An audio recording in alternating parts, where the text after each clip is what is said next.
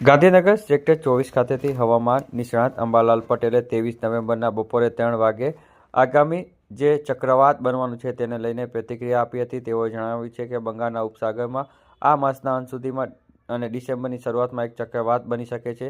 23 અને 24 સુધીમાં લઘુત્તમ તાપમાન 15 ડિગ્રી રહેવાની શક્યતા રહેશે. મહત્તમ તાપમાન 29 ડિગ્રી આસપાસ રહેવાની શક્યતા રહેશે. પવનની દિશા બદલાતા ઠંડીમાં ઘટાડો થશે તેમ પણ તેઓએ જણાવ્યું છે. 25 અને 26 નવેમ્બર હવે ધીરે ધીરે લઘુત્તમ તાપમાનમાં પણ વધારો થતો જોવા મળશે તેમ પણ તેઓએ જણાવ્યું હતું. તારીખ 24 સુધીમાં લઘુત્તમ તાપમાન લગભગ ઘણા ભાગમાં 15 ડિગ્રી સેલ્સિયસ આસપાસ થવાની શક્યતા રહેશે. મહત્તમ તાપમાન 29 ડિગ્રી સેલ્સિયસ આસપાસ થવાની શક્યતા રહેશે.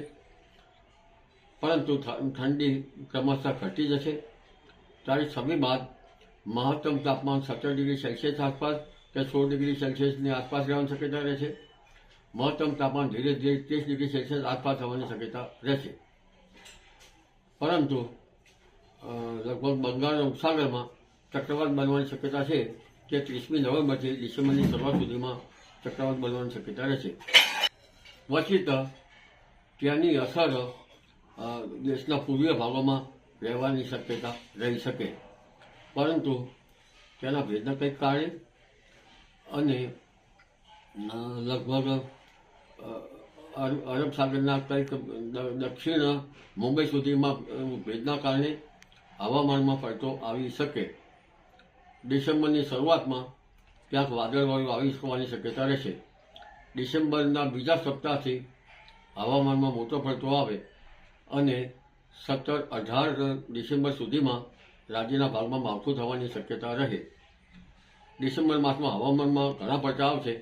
હમણાં પશ્ચિમ વિક્ષોભ નબળા આવી રહ્યા છે અથવા તો ક્યાંક પશ્ચિમ વિક્ષોભ આવતા નથી. પરંતુ સૂર્ય જેમ જેમ દક્ષિણાવર્તી થતો જશે તેમ તેમ પશ્ચિમ વિક્ષોભ નીચા આવતા જશે અને આવી સ્થિતિ લગભગ ડિસેમ્બર માસમાં થવાની શક્યતા રહેશે.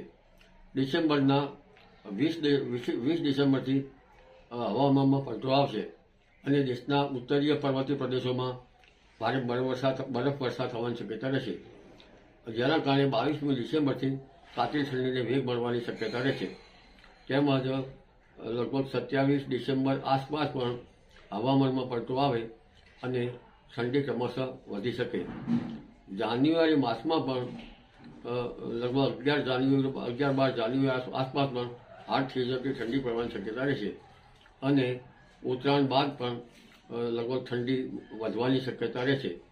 પરંતુ હવે પશ્ચિમી વિક્ષોભ લગભગ ડિસેમ્બરમાં આવતા માવઠા જેવું થઈ જવાની શક્યતા રહેશે.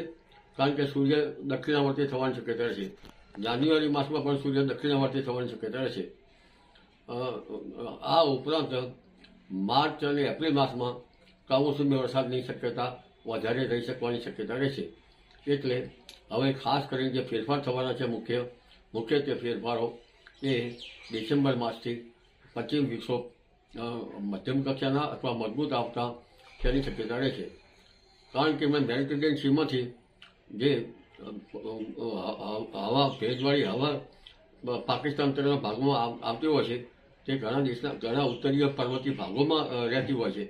જેના કારણે ઠંડી ઓછી અનુભવાય છે અને જે ઠંડી પડે છે તે લગભગ એશિયા ખંડ યુરોપના ઠંડા પવનો ધ્રુવીય પવનો જ્યાં ધારામાં મર્જ થાય છે તેના કારણે થતી હોય છે. પણ હમણાં હવાની દિશા બદલાતા ઠંડીમાં ઘટાડો થતો હોય છે.